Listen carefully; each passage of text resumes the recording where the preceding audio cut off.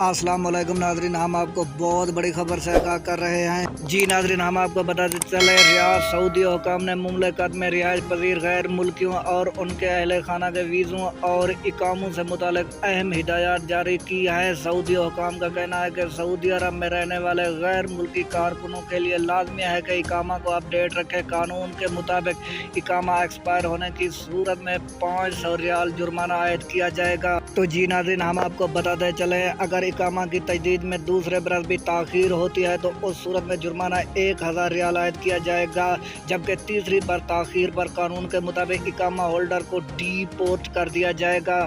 जी नाज़रीन, वाज़ेह है कि वज़ारत अफरादी क़ुव्वत व समाजी बहबूद आबादी के तहत लेबर कोर्ट्स कायम हैं, जहाँ अजर व अजीर के माबीन तनाज़ात को हल किया जाता है। इस मुद्दत में वज़ारत अफरादी क़ुव्वत के ज़िली लेबर कोर्ट्स में दरख्वास्त दायर करने से कबल इस अमर का जायज़ा लिया जाए कि हरूफ फाइल किए जाने के बावजूद क्या थी। अगर आप हमारे चैनल पर न्यू हैं तो हमारे चैनल को लाइक, सब्सक्राइब और बेल आइकन को